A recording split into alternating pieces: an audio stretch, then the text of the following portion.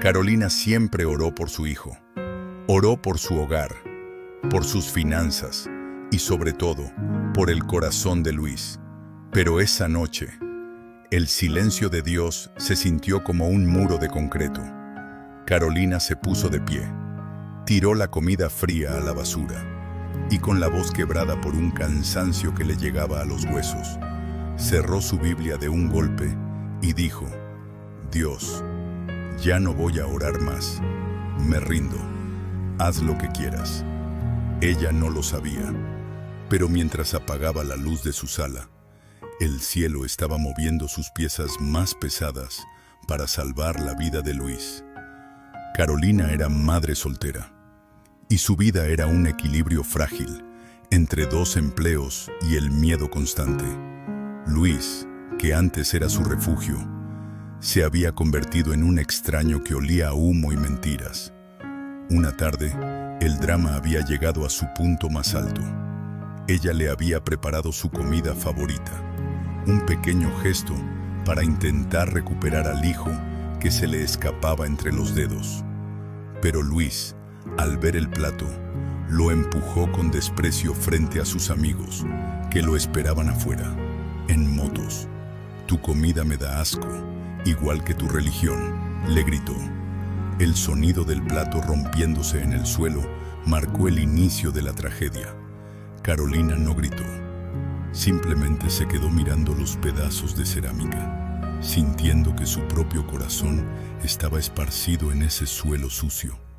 Limpió los restos en silencio, un silencio de muerte. Ya no tenía palabras para Dios. Era medianoche. Luis no había regresado. En una bodega abandonada al otro lado de la ciudad, el joven estaba atrapado en una pesadilla.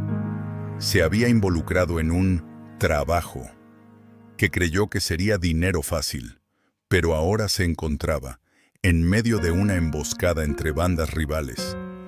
Los gritos, el chirrido de las llantas y el brillo de las armas lo rodeaban. Luis estaba pálido, dándose cuenta de que la libertad que tanto buscaba lo había llevado directo a una ejecución.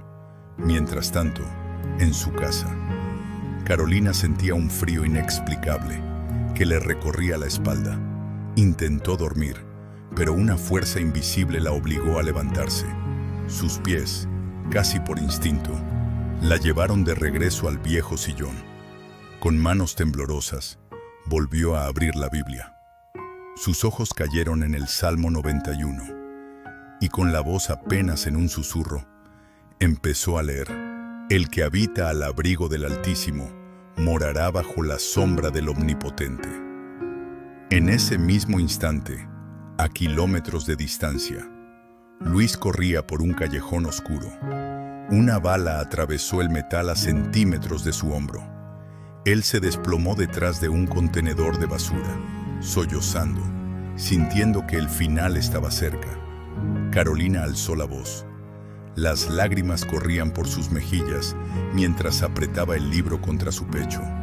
No temerás el terror nocturno, ni saeta que vuele de día.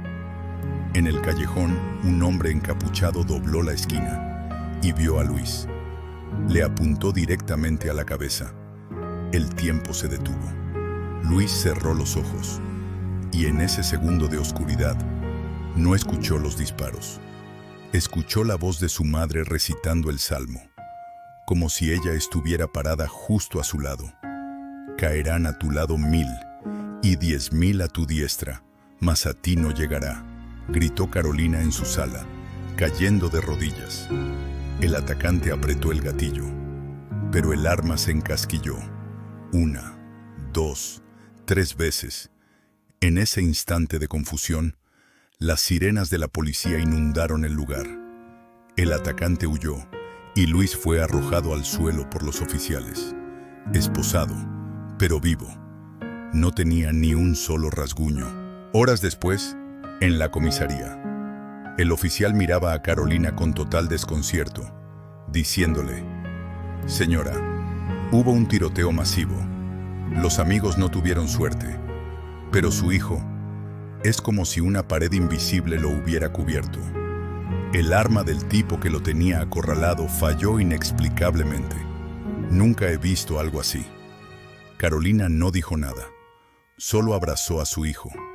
No hubo reproches. Solo un llanto compartido que limpió años de rencor. Al llegar a casa, la reconstrucción comenzó. Luis no fue a su cuarto.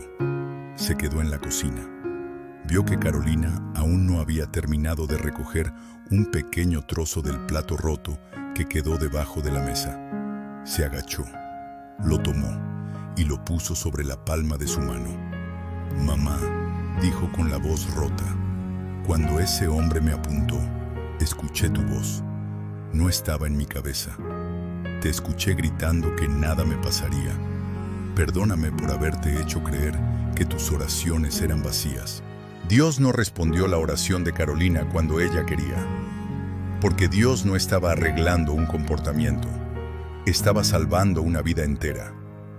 A veces, Él permite que toquemos el fondo más sucio, para que sea el único lugar desde donde podamos mirar hacia arriba. Si hoy sientes que tus palabras rebotan en el techo, recuerda a Carolina. Ella se rindió, pero su fe acumulada peleó por ella cuando sus fuerzas se agotaron. No dejes de declarar la palabra sobre los que amas, porque tu oración no es aire, es un escudo invisible que el enemigo no puede atravesar.